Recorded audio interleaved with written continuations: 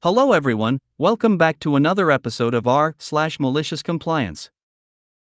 In today's episode, you cannot wait by the bus stop. You have to wait across from it. Okay, you got it, boss. Have me sign a weird contract or I fail? Okay. A little mileage or a lot of taxi fares? Oh, you want taxi fares? Done. Cashier gets boss's job. Before we get started, make sure to subscribe so you will never miss a video. So let's get started. You cannot wait by the bus stop. You have to wait across from it. Okay, you got it, boss. I used to work at a childcare center for almost 5 years, and we'd sometimes have school-aged children where we'd have to take them to the bus stop in the morning and then pick them up from the bus stop in the afternoon. Now, during the time of the incident, we only had to take one child from the bus stop, who we will call T. I was assigned bus duty by my boss, as I was always on top of it and made sure to quickly go to the bus stop to get T, and another teacher would take T to the bus stop in the mornings. We were told by the boss that the bus stop was right across the street from our center, which was between a house and a church. We'd wait by the tree, which was by the church parking lot, as that was the bus stop, so we'd wait there. Well, boss didn't want us doing that anymore and said that we weren't supposed to wait there and wanted us to wait our center's parking lot by the curb. Not only that, but my boss would not let any of the teachers leave to take T to the bus stop in the mornings, as it was too early despite us having to leave at 8:15 since the bus would arrive at 8:20. So we also had to take T at 8:20. Cue malicious compliance. We start waiting for the bus by our parking lot like my boss requested, but after a couple weeks or so it's been met with complaints such as T refusing to let us hold her hand across the street to get to the school bus, the bus arriving early, causing T to miss the bus, and another teacher had to drive her to school, which angered T's mother, and T crossing the street by herself to get to the center whenever the bus arrived early in the afternoon.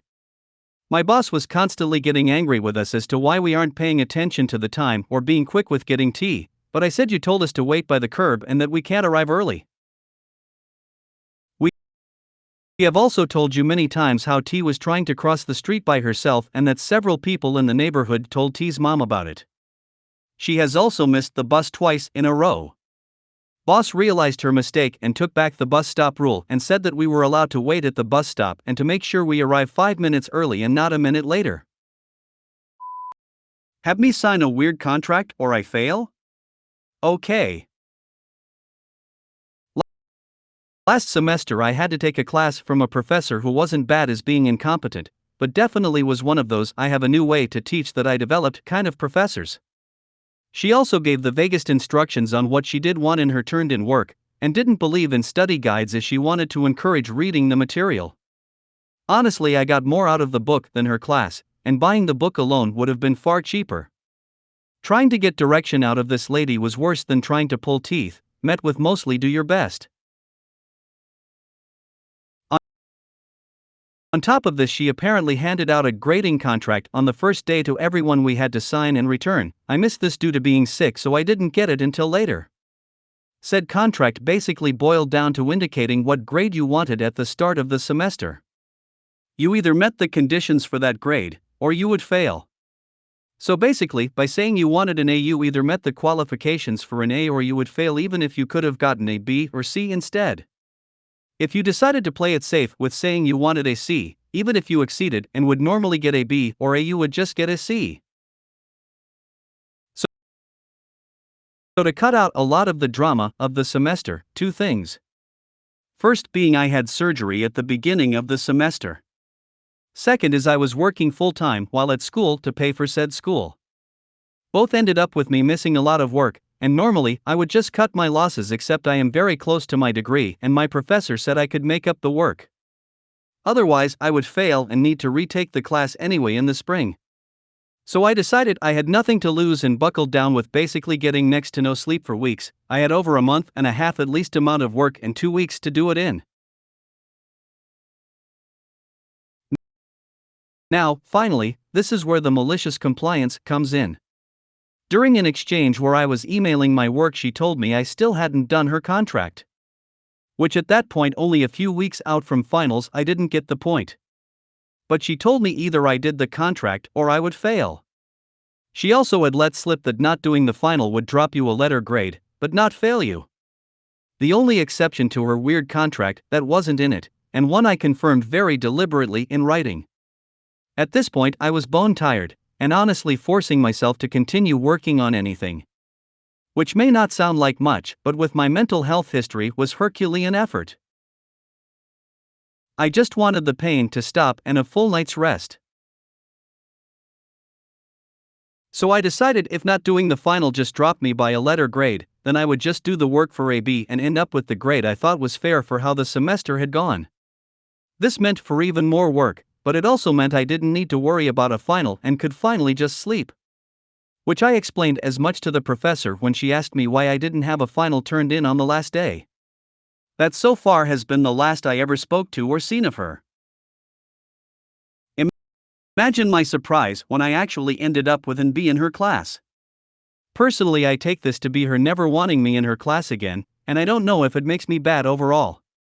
But I do know she apparently has it now. Not doing the final is an automatic D. So sorry to anyone who got her after me.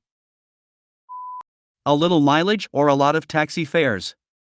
Oh, you want taxi fares? Done. I live in a commuter city about 60 kilometers from my old workplace. I traveled for work pretty frequently and needed to get to and from the airport. My office happens to be about 8 kilometers from the airport. Finance instituted a rule that they would only reimburse mileage the lesser of the distance from home or the distance from the office. So when of driving to the airport and being reimbursed for 68 kilometers each way, I was reimbursed for 8. After reimbursement and leaving extra time to park J in the value lot and take the shuttle, I saved the company a lot of money on my 1 to 2 night trips by driving. I was deep in the "we are a family, is this good for the organization" mindset. Cue the malicious compliance. Taxis were just reimbursed with little oversight from finance. I told my director how I was being screwed in exchange for my early mornings, and we agreed I'd no longer drive and submit expense reports. Instead, I'd just cab it. By letting someone else drive me, I saved an hour in the morning before I took off and an hour after I landed, and the company just had to pay double for a taxi or airport limo. Pedantic expense policies for the win. Cashier gets boss's job. I was working as a cashier at a convenience store and my manager was convinced that I was stealing from the register. He would constantly hover over me and watch my every move. I was fed up with his constant suspicion and decided to take matters into my own hands. I started following his every instruction to the letter, no matter how ridiculous or unproductive they may seem. If he asked me to count the money in the register, I would count it out loud, one bill at a time.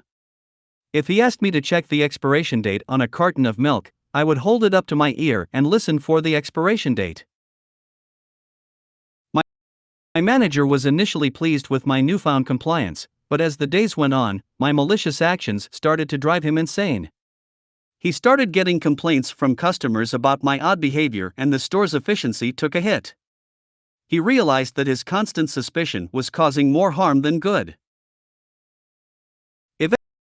Eventually, he apologized to me for his behavior and agreed to give me more trust in my work. I was satisfied with my victory, but I made sure to continue following his instructions, just to keep him on his toes. The other employees, inspired by my story, started to stand up for themselves and demanded more trust in their own work as well. My manager ended up getting fired and the store became a much more pleasant and efficient place as a result. I couldn't be happier with the outcome, and I even got a promotion to assistant manager. If you made it to the end of the video, thanks for watching. Don't forget to like, subscribe and share, and we will see you in the next video.